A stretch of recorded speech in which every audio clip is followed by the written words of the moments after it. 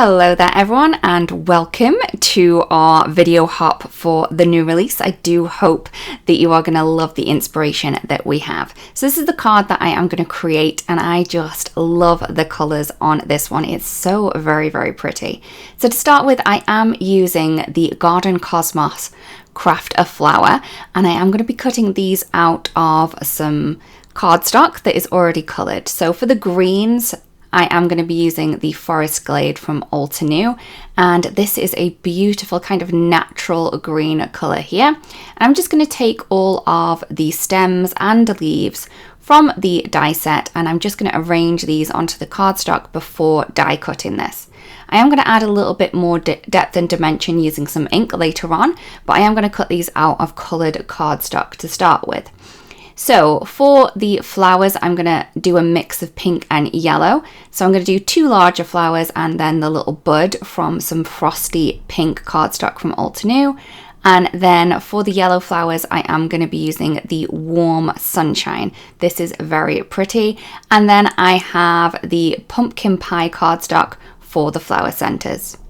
So for the pink flowers, I am going to be adding two different pinks to this. I'm going to be using some dusty pink and also the blush rose. These are very pretty colours. So for the dusty pink, I'm kind of going 3/4 of the way up the flower petals. I am always starting from the base of the petal, and then I'm going to add some of that blush rose just to the kind of centerpiece to give us that really depth, dimension, and lots of interest to the kind of color gradient that we are going to be adding to these. So I'm just doing that for all of the little pink pieces that we have here.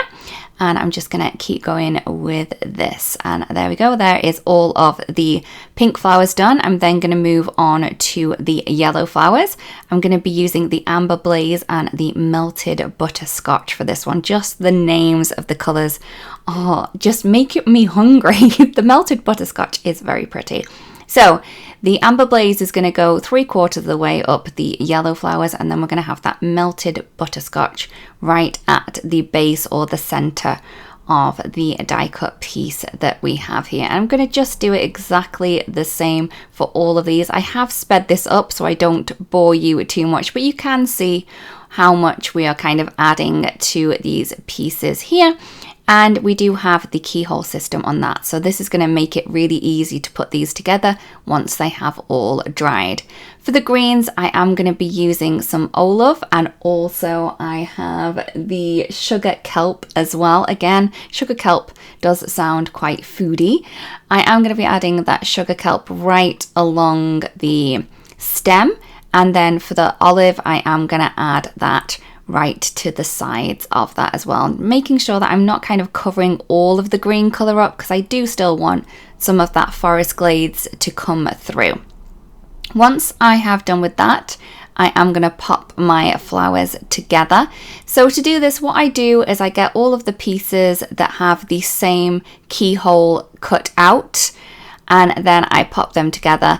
And all I'm going to do is use the layering guide that I have on the side, and I'm just going to add them together. You don't need to worry how the petals go by next to each other. You just need to line up that keyhole, which makes this so easy to do.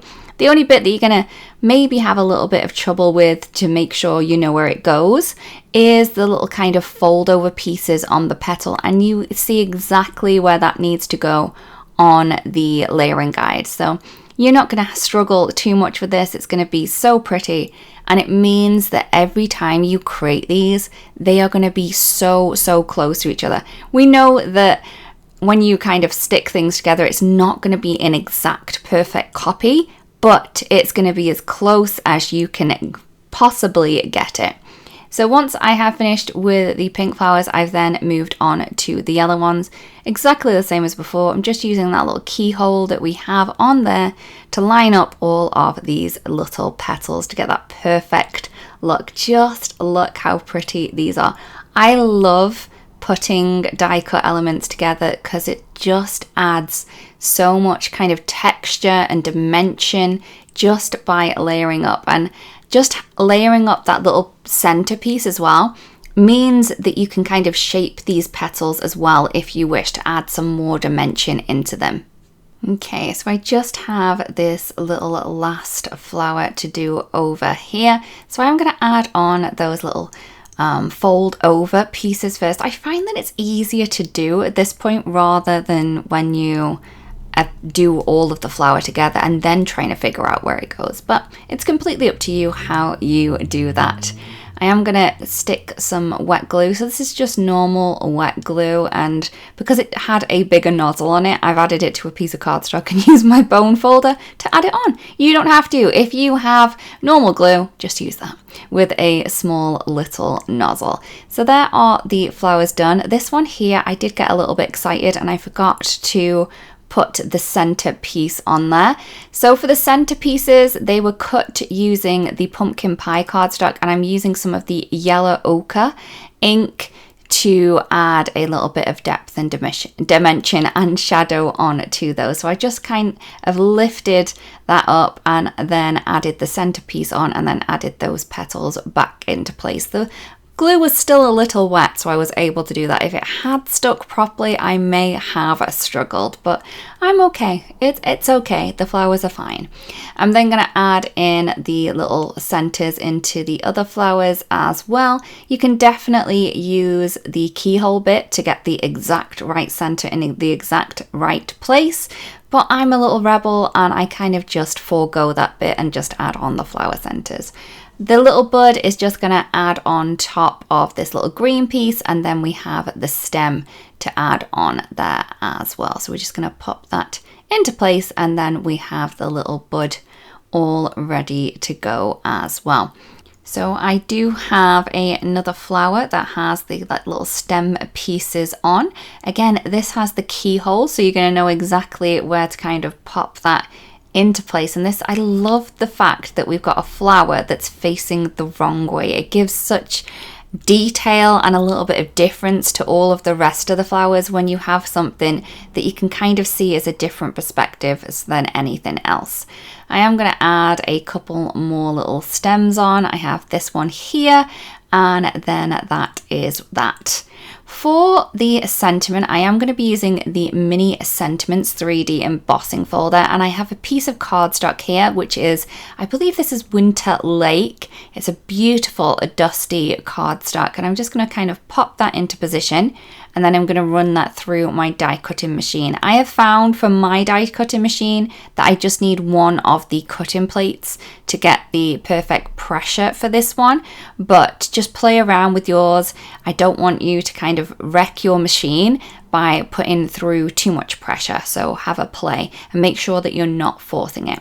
I'm then going to add a panel to my card base using the same color cardstock as I used for the sentiments, and then I'm going to go ahead and add some of these flowers, or all of the flowers and all of the stems, to that card base that we have. The card base itself is 4 1/4 by 5 1/2, and the little panel I took 1 inch from the top and one of the sides to give us that look that you can see there, and you can see just how pretty this is going to be.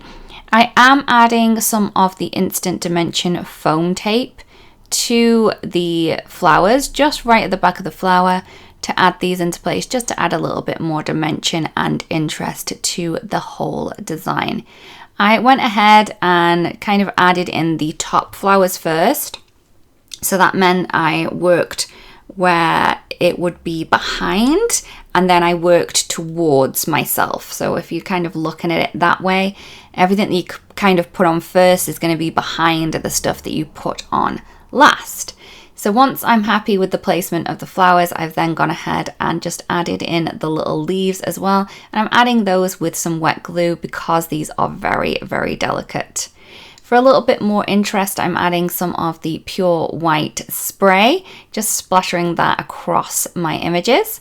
And then to make sure that you can kind of see the sentiment a little bit more, I'm using some of the Cloud White pigment ink and gently rubbing that across the raised portion of this little piece that we have here. Now with the pigment ink, I find that it's best to kind of heat set this so it's nice and dry before you kind of go ahead and work with it. I am going to cut one of those sentiments and then just into a strip add a little bit of foam tape behind it, and then place that into position onto my card. And this is the card complete. I really do hope that you've enjoyed the video and that you like my card as well. If you do create a card that was inspired by this, it'd be great if you do share, because we'd love to see. We really do hope that you keep hopping along on this inspirational hop for this release and get so much more ideas on how to use this fabulous release. Wait, we have more where that came from. If you're after fabulous card making tutorials, you are definitely in the right spot. Our amazing design team create and upload fabulous video tutorials right to this YouTube channel. If you don't want to miss another amazing crafting tutorial, don't forget to subscribe and click that fun red button that you can see. Let's become paper crafting experts together.